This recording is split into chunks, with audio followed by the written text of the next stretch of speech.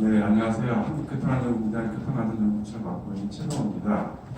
오늘 아침에 이 시간이 바쁜데 그래도 많은 분들이 오늘 참석해 주셔서 감사드리고요. 여러분 의원분들이 말씀을 많이 주셨습니다만 이 내용 오늘 말씀드리려고 하는 내용은 사실은 그렇게 새로운 건 아닙니다. 오래전부터 이런 필요성을 많은 전문가들이 의식을 하고 있었고 좋은 부분도 연구도 있었습니다. 그러나 본격적으로 사회적인 아젠다로 이걸 저희가 제안하게 된 배경은 현재 논의되고 있는 고령운전자에 대한 어떤 사회적인 어떤 그런 접근이 과연 온당 한국가에 대해서 저희가 지금 회의를 하고 있고 의심을 하고 있고 그런 맥락에서 과연 근본적인 방향은 무엇인가에 대해서 한번 좀 논의할 수 있는 자리가 필요하다고 생각했고 그래서 오늘 이런 자리를 마련하게 됐습니다. 고령운전자 시대 돌아들게 오늘 하고요. 내용은 기본적으로 아시는 내용들입니다. 그래서 사고에 대한 전반적인 현황이 어떻고 진짜 위험한 건지 고령운전자가 왜 위험한 건지에 대한 부분에 대해서 좀 몇 가지 설명을 드렸고 과연 고령운전자 다 늙어가고 있지 않습니까? 늙어가고 있는데 이 사람들을 다 도로에서 박해시키는 것이 맞는 것인지 에 대한 부분에 대해서 좀 더 퀘스천 마크를 던지고 근본적인 방향으로 고령운전자의 역량을 또 어떤 방식으로 끌어올릴 것인가 혹은 그들이 움직일 수 있는 환경을 어떻게 더 개선해 나갈 것인가에 맥락에서 도로설계의 어떤 그 방향에 대한 설명을 드리고 끝을 맺도록 하겠습니다. 네, 고령시대를 다 아시겠습니다. 그래서 이미 13%에 넘었고요. 고령시대고 26년, 미국은 20년에 이미 초고령사를 진입한다고 예측하고 있습니다만은 우리는 26년쯤에 도래를 합니다. 그래서 다른 중에 한 명은 다 고령자가 되죠. 그래서 고령운전자의 비율은 조금 약간 좀 다르긴 합니다만은 좀 더 설명을 드리겠습니다. 고령자 사고가 계속 늘어나고 있는 건 맞습니다. 네, 특히 자가용을 이용하는 고령운전자 사고가 좀 늘어나고 있는 게 눈에 띄고 있죠. 연령별 사망 건수 봤을 때에 보시면은 만명당 고령운전자 만명당 사망 건수가 40대 이하에 비해서 2배 정도, 또 사망자 경우는 4배 정도 상당히 좀 위험하다는 것을 우리가 알 수가 있습니다. 리스크 팩터입니다. 나이가 리스크 팩터입니다. 그런데 좀 흥미로운 결과가 나왔었습니다. 해외 연구 결과에 의하면 고령운전자의 가해자의 비율이 높아지고 피해자의 비율은 줄어드는 게 일반적인 현상입니다. 우리는 둘 다 늘어나고 있다는 거죠. 더군다나 피해자 사고 건수가 급증하고 있는 게 진행됩니다. 왜 그럴까? 질문을 던질 때가 됐습니다. 우리는 뭔가 다른 환경이라는 거죠. 유럽 선진국과 달리 뭔가 우리는 좀 다른 환경에서 고령운전자 움직이고 있다는 것을 추정해 볼 수가 있습니다. 60세 이하 고령운전자로 일어난 사고 비율은 증가 경향이 있다는 거예요. 더 나아가서 비사업용 전체적으로 주행거리, 평균 주행거리는 큰 변화가 없습니다. 보시다시피 근데 비사업용, 특히 자가용을 이용하는 고령운전자 주행거리는 꾸준히 증가하고 있다는 걸 우리가 알 수가 있습니다. 우리나라에 이런 연구 결과가 조금 나오기 좀 어려운 부분이긴 합니다만 왜냐하면 고령 차량과 운전자의 어떤 정보를 통해서 분석할 수 있는 여지가 조금 저희 나라에는 좀 제한적입니다. 그래서 이런 연구가 나오진 않았는데 해외의 경우에 보시면은 아시다시피 주행거리 경험이 많아지면 사고율이 떨어집니다. 그건 보편적인 상식이죠. 청년운전자의 사고율이 감소하는 건 분명히 있습니다. 그런데 다 보시다시피 고주행거리 경우에 고령운전자 사고율이 청년운전자가 훨씬 낮아요. 이거 분명히 굉장히 위험해야 되죠. 고령운전자가 정말 리스크 팩터냐? 라는 것에 대해서 패션 마크를 던질 수 있는 부분입니다. 그런데 우리가 유념하기 어렵다는 거겠죠.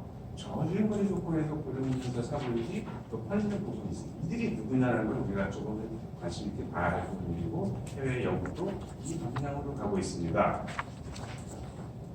자, 그들은 주로 어떤 사고 형태이냐? 사고 형태 분석이 우리나라에서 가능합니다. 말씀드린 대로 개별 개인 정보를 토대로 해서 사고 분석을 해야 되는데 그렇게 안 되기 때문에 우리에게는 있는 자리가 없습니다만은 주로 고령운전자의 경우에는 횡단, 진출입도로 배선 사고라든지 지친선상 사고는 추돌 사고죠.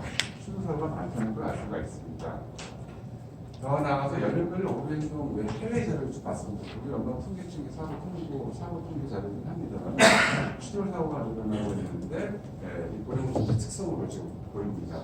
고령운전자가 과속 뭐 부적중속도 이러한 어떤 거에 대해서 사고를 일으키냐? 아니라는 얘기예요. 음주도 아닙니다. 고령운전자. 추돌사고가 나타나는 거예요. 이 부분이 우리가 제일 유념할 부분입니다. 자, 고령운전자가 뭘 놓칠까요? 운전 중에. 보면은 대체적으로 정치 표시를 많이 놓치고 횡단보도를 인식을 잘못하는 경우가 있고 원내자전거를 놓치는 경우가 많더라는 거죠. 앞으로 우리가 고민할 부분입니다. 고령운전자가 고령보행자를 취할 가능성이 점점 높아진다는 얘기죠. 고령운전자의 이 부분과 관련해서는 시질환에 대해서 시력은 안경으로 보정할 수가 있어요. 그러나 시질환은 되지가 않습니다. 그래서 시질환 문제가 굉장히 큰 문제가 될 텐데 우리는 지금 현상을 아직 파악을 못하고 있어요. 그래서 교통안전성 측면에서 운전자 속도가 매우 낮은 시절이 뭐냐고 봤더니 순간 민감성, 양면증. 그래서 밤에 잘 운전을 안 하시죠. 이런 부분을 잘 아시는 운전자. 근데 더 나아가서 백내장 혼혈증성 질환자도 늘어나고 있어요. 얼마나 늘어나고 있는지에 대한 통계가 좀 없습니다. 그러나 분명히 있다는 걸 우리가 추정해 볼 수가 있죠. 자, 그렇다면 백내장과 음내장 혼혈증성이 어떤 거냐면 백내장 보시다시피 뿌려예요. 그런 사람들이 다니고 있어요. 분명히 어딘가에. 더 나아가서 녹내장은 어떻죠? 그리스탄은 페리페리가 안 보이는 사람들이에요. 둥둥둥둥 보이겠죠? 홍범대생은 뭐죠? 턱관에 문제가 있는 거예요. 마쿠라 문제죠? 중간에 안 보이는 사람들이에요. 자, 이런 사람들이 분명히 다닙니다. 현재 도로에서. 자, 이런 맥락에서 보시다시피 녹내장에 관한 녹내장은 페리페리가 안 보인다고 그랬어요. 정상적인 사람들은 감각적으로 판단을 해요. 감각 정보를 갖고서 수입을 해서 판단을 하게 돼 있죠. 정확한 인지가 됩니다. 근데 녹내장의 경우에는 페리페리가 안 되기 때문에 어떻게 되죠? 감각적인 운전을 하지 않는 거예요. 관념적인 운전을 한다는 얘기예요. 그래서 컨텍스트 디펜던트라는 얘기를 제가 썼습니다. 그러니까 컨텍스트에 의존을 해야 되는데 그렇지 의존할 수밖에 없는 경우죠. 그러다 보니까 관념적인 운전을 하면서 사고를 일으킬 가능성이 매우 높은 거죠. 관념적인이라는 개념이 뭐냐 했을 때 자, 말씀드릴 때 녹내장 환자의 경우에는 관념 운전을 한다면 이걸 인식을 못할 수가 있어요. 말을 못 걸 수가 있습니다. 감각 정보를 토대로 해서 인식을 못한다는 얘기예요. 더 나아가서 커브길에서 고령운전자가 시질환, 안질환 있을 때 어떤 현상이 있을까에 대해서는 아직 연구가 없습니다. 추정이에요. 앞으로 연구해야 할 방향입니다. 백내장 질환의 경우에는 이런 곡선을 그릴 가능성. 녹내장 질환의 경우에는 정상으로 가다가 바깥으로 빠져나가는 거. 황반변성의 질환의 경우에는 안쪽으로 들어갔다가 정상으로 들어가는 이런 어떤 곡선을 그릴 수도 있다는 거죠. 그냥 제 추정입니다. 이런 연구 결과가 앞으로 조금 나와야 되지 않을까라는 생각이 들어요. 커브길에 대해서 과연 고령운전자에 대한 안질환과 관련해서 어떻게 우리가 설계할 건가에 대해서는 어디에도 가이드라인이 없습니다. 자, 더 나아가서 고령운전자의 안전함과 관련해서 우리의 시각 구조는 물리학적인 법칙을 따르지 않습니다. 우리의 시각 구조는 유클리드 기하학의 법칙을 따르지 않습니다. 이 유클리드 기하학적 구조를 갖고 있죠. 그거를 헨리 보츠가 분명한 사람입니다. 이 경우에는 정상적으로 물리적 구조와 감각적인 구조가 같죠. 그러나 안쪽으로 멀리 갈수록 점점 거리인지가 달라진다는 얘기에 그 구조가 비유클리적인 구조를 갖게 된다는 것을 알 수가 있습니다. 그리고 얘가 야간에 피험자를 대상으로 실험을 과거에 했던 경험이 있습니다만은 구조가 이렇게 되죠. 거리가 다 같게 보인다고 봤을 때의 구조예요. 그래서 너니우스 허러터의 구조를 갖고서 우리의 어떤 시각적 구조를 이해해야 되죠. 이게 만약에 안지장의 경우에는 어떤 구조를 갖고 있냐라는 거에 대한 연구도 없습니다. 그래서 할 일은 많은데 궁금한 것도 많은데 규명되지 않은 것도 많죠. 질환 유형과 관련돼서 이미 유럽연합의 연구개발 R&D에서 이미 규명이 된 부분이긴 합니다만 약물 복용의 경우에도 사고 위험성이 있지 못하신 거 아는 경우 물론 연령도 리스크 팍터라고 얘기했어요. 그래서 연령만 갖고 하면 안 되고 질환을 갖고 연령이 높아진다면 사고 위험이 높아질 수 있다는 것은 분명히 있는 것 같습니다. 더 나아가서 어떤 질환과 어떤 약물 복용하냐는 거죠. 복용량, 복용 횟수, 치료 기간을 제대로 안 지킨다면 문제가 되겠죠. 그런 경우에 따라서 위험도가 1.5배에서 500까지 늘어날 수 있다는 거. 신경정신 안정제 복용하는 그런 문제가 많습니다. 그럴 때 2.3배의 사고 위험도가 높아진다. 우리나라는 아직까지는 연구 결과는 없습니다만 공단에서 그 과거에 실태 조사를 한 경험을 봤을 때 화물 운전자들이 감기 두통 경험이 굉장히 높아요. 근데 이 사람들은 오버 더 카운터 병원에 안 가요. 시간이 없습니다. 그냥 사 먹어요. 아무거나. 근데 그 안에 감기와 두통균에 항히스타민이나 항콜린드가 들어있는 경우가 많습니다. 이조차도 추적 관리가 안 돼요. 진짜 어떤 약물을 먹는지. 근데 이 약 성분이 졸음을 유발한다는 거예요. 화물 운전자 왜 자꾸 졸음 사고를 유발할까?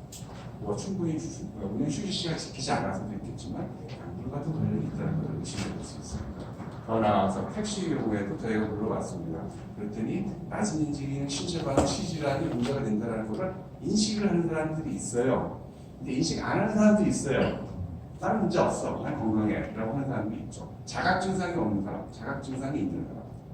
어떻게 우리가 똑같이 데려가겠습니까? 뭔가 차별적인 대응이 좀 필요하죠. 더 나아가서 저희가 했기 때문에 정확하지 않습니다만 안질환이 굉장히 영향이 있다는 것을 우리가 추정했습니다.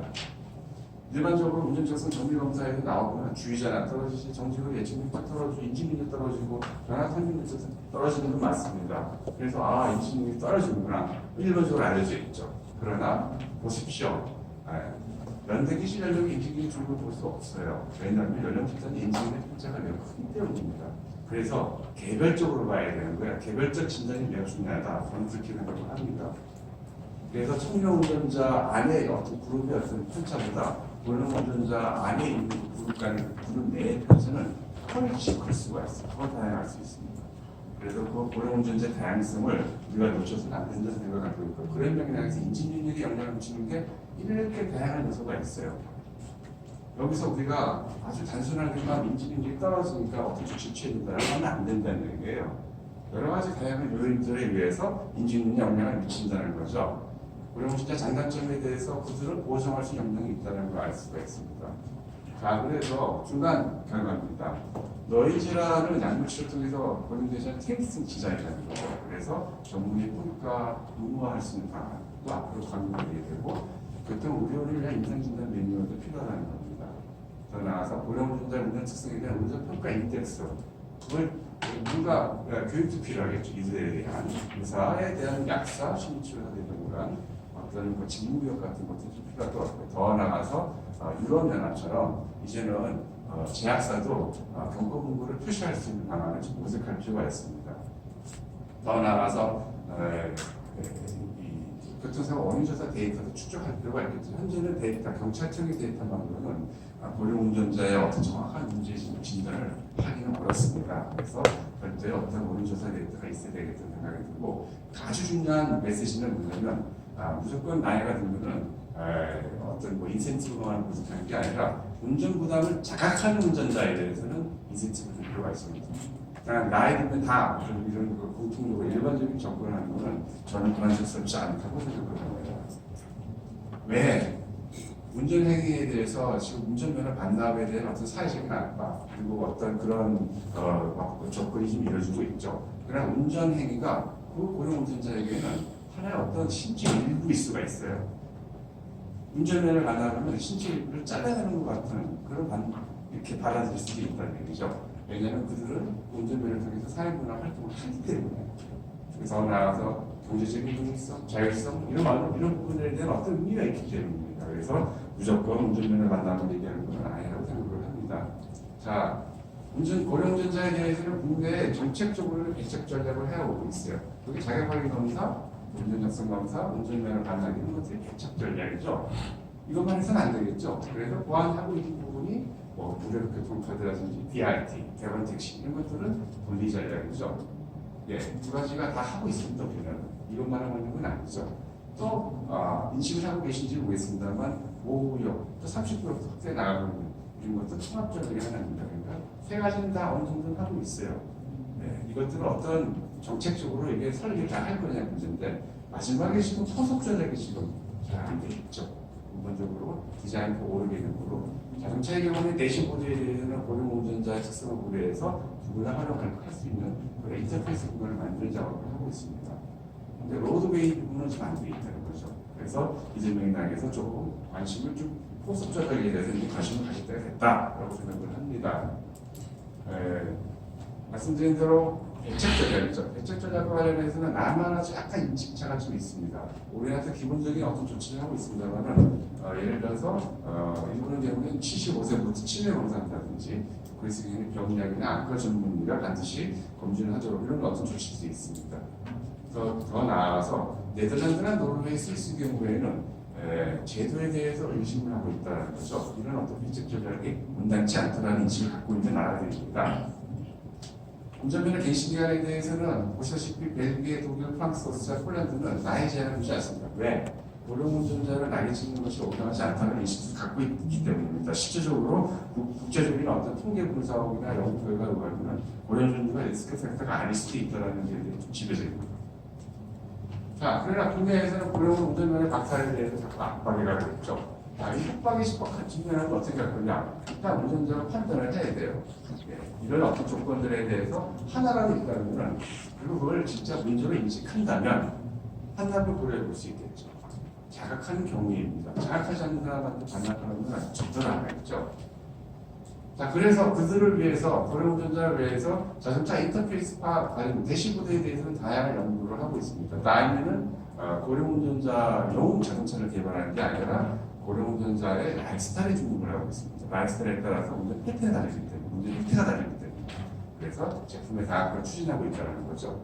자, 아우디 경우에는 인간관계 커뮤니케이션, 고령운전자가 잘 못 듣거나 잘 못 보거나 뭐 판단이 좀 느려지거나 뭐 이런 거에 대해서 커뮤니케이션의 환경이 있죠. 그런 것들을 서포트해 줄 수 있는 아다스 연구 쪽으로 많이 가고 있습니다. 자, 그래서 고령운전 취약기능 보조장 시도는 이러이러한 것들이 다 나와 있습니다. 그래서 시도들이 이루어지고 있는데 저희는 포워드 클라이드 워닝과 레이드 파처 워닝에 대해서 검토해 본 적이 있었습니다. 그래서 아다스 효과 분석을 실험을 설계한 적이 있었는데요. 아다스 세계 최초로 아다스와 디스지 정보를 분석을 해서 유로포트에 대한 방법들을 적용해서 얻은 결과입니다만은 아다스 작동 시에 한 5회 정도 안전하고 또 미작동에 비해서 유사사고가 준사고가 이렇게 덜 발생한다는 걸 저희가 규명을 했습니다. 중요합니다. 그래서 인터페이스 상에서 첨단 안전장치도 고령운전자의 어떤 취약한 기능들을 보증해 주는데 상당히 효과가 있다라고 생각합니다. 그러나 근본적인 솔루션은 아니죠. 이것도 사실은. 그래서 역량 강화에서 도로서리 방향으로 우리가 지금 가야겠다라는 생각을 갖고 있습니다. 왜? 고령운전자가 가장 취약한 부분은 교차로입니다. 왜냐하면 의사결정이 굉장히 복잡해요. 순간적인 판단, 빠른 판단을 해야 되고 빨리 움직여야 되고 그런 것들은 어떤 공간이죠. 그래서 의사결정이 참 많이 하다는 거죠. 그리고 실제적으로 대학교 공간의 어떤 사고 통계 분석에 의하면 30% 정도가 교차로에서 사고가 벌어지고 있습니다. 그래서 교차로에 먼저 접근을 해봤으면 하는 생각을 갖고 있습니다.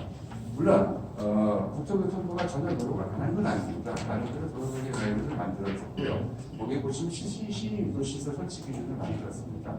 그런데 이 부분들이 조금 제가 말씀드린 대로 암질환, 시질환 있는 고령운전자의 경우에는 약간 문제가 있습니다. 좀 제한적일 수밖에 없겠죠. 효과가. 그래서 폐해처럼 암질환이 있는 경우에 고령운전자 대상으로 시각적인 부분만이 아니라 촉각적인 어떤 피드백도 줄 수 있는 것이 병합된다면 훨씬 더 유도가 수월해지지 않을까라는 생각을 갖고 있습니다. 계속해서 국내 어떤 설계 가이드는 이러한 내용들을 도로 표시 설치 기준도 많이 노력을 좀 해왔습니다. 더 나아가 교차로가 설치 기준에서 유적 포장도 좀 많이 하고 있죠. 고속국도에서 하던 것이 시공구도 확정되고 있는데 저는 여기에서 조금 퀘스천 마크를 던지고 싶습니다. 고령운전자한테 분명한 비표가 있어요. 굉장히 안전하게 유지할 수 있는데 유석 포장이 청년 운전자한테는 과속을 위반할 수 있다고 저는 추정을 하고 있습니다.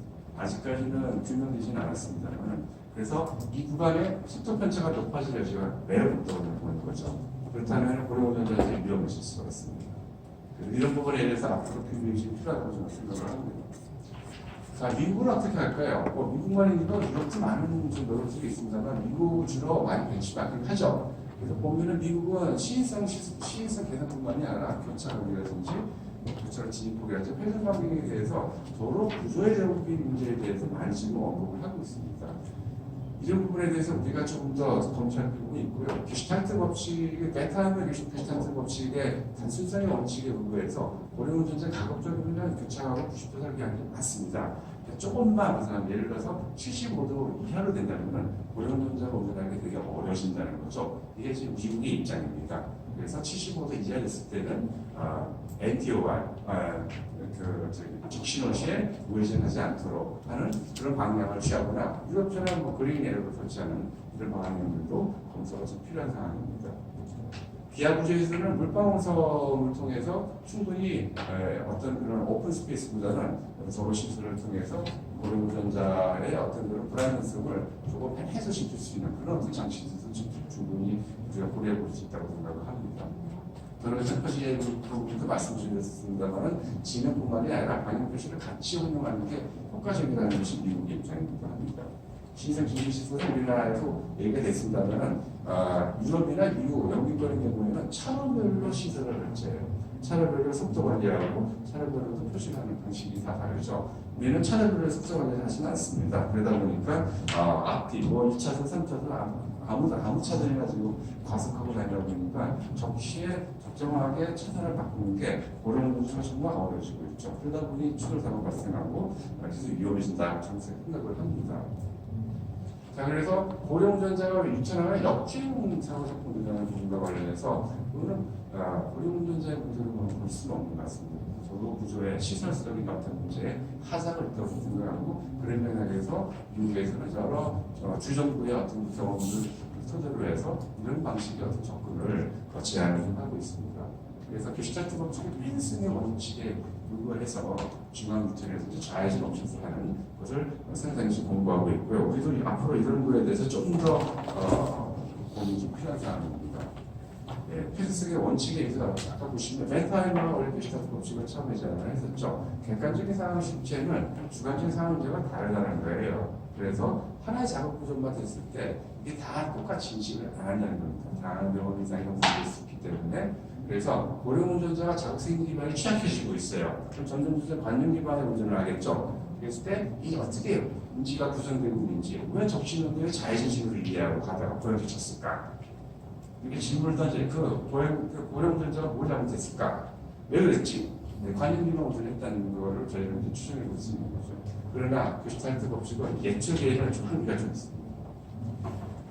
게슈탈트 법칙이 연속성의 규칙을 적용하는 것도 마찬가지입니다. 신호교차로의 단절성보다는 회전교차로의 어떤 연속성을 통해서 낮은 속도에서 속중 감소를 할 수 있는 그래서 고령운전자한테 굉장히 좀 편안한 안전성을 유도해 볼 수 있는 어떤 그런 조치라고 볼 수가 있겠습니다. 유사성의 법칙에 관한 것들은 말씀드린 대로 시인성을 강조할 수 있는 백그라운드 대비해서 전면의 어떤 그 표면에 어떤 것들을 좀 정보를 좀 부과시킬 수 있는 쪽으로 하는 것도 굉장히 중요한 설계 원칙이 될 수 있다고 봅니다. 자, 거의 다 왔습니다. 자, 운전은 단순한 자동차 움직이는 행위가 아니죠. 사회 경제적인 독립성과 자신적인 상징이에요. 그런 걸 그렇게 인식하고 있는 운전자에게 연행한다면 사실을 절단시키는 것 같은 그런 의미를 받아줄 수가 있습니다. 더 나아가서 아까 의원님 말씀드렸습니다. 지방분수도시, 도로국가도시 이런 데 경우에는 조치가 적정하지 않은 거죠. 사회문화적인 생활을 영위하기 위한 어떤 기초적인 완성인데 막을 수는 없는 거죠. 그래서 교통기본권에 대해서 국내에도 언급이 많이 됐습니다만 고령운전자의 교통권에 대해서도 이제부터는 논의될 필요가 있다고 생각을 합니다. 자, 더 나아가서 앞으로 연구의 방향입니다. 중간에도 앞으로 연구를 강화해 나갈 계획입니다만 고령운전자의 키 시츄에이션이 없느냐라는 거예요. 뭐 답이 있는 건 아닙니다. 그러나 여러 나라의 문화를 분석을 했을 때 6가지 키 시츄에이션을 저희가 도출해볼 수 있고 이 키 시츄에이션에 대해서 좀 더 정밀하게 들여다보고 고령운전자에 맞는 도로 환경, 도로 설계의 어떤 가이드라인을 만들 필요가 있지 않겠나 생각을 갖고 있습니다. 이런 것들이 된다면 앞으로 국토교통부의 운전부나 사고조정 개선 사업에 정리해보고 평가부터 해볼 수 있는 여지가 있을 것 같습니다. 마지막입니다. 그래서 국내에서 503구 구역 확대해 나가고 있죠. 저는 이 정책이 고령운전자에게 상당히 도움이 될 수 있다고 생각합니다. 특히 30구역 때는 고령운전자에게는 숙적 편차를 줄여서 안전하게 운행할 수 있고 사고를 덜 일으킬 수 있는 환경이 된다고 생각합니다. 횡단면도 단순화해야 되겠죠. 지금 중국에서는 횡단면에 대해서 표준화를 작업하고 있는 걸 알고 있습니다. 어린 명량에서 단순화해야 된다는 거. 이런 것들 통해서 대형 시간을 확보할 수 있고 더 나아가서 교통시설이 간소화돼 너무 많은 교통시설 하면은 형식적인 반응할 수밖에 없어요. 그래서 사고 나는 거죠. 그래서 좀 더 교통시설 간소화해서 음적으로 환경을 판단하고 움직일 수 있는 그런 어떤 쪽으로 가야 되지 않겠냐. 그렇게 되다 보면 돌발상황에 대해서 고령운전자가 좀 더 대응 능력을 가질 수 있다. 말씀드린 대로 고령운전자 여러 특성을 고려해서 올해 적합적 필터지를 개발할 필요성도 있고 그것들에서 도로정비 가이드를 앞으로 만들어가는 적극적인 노력이 필요할 것으로 생각합니다. 고맙습니다.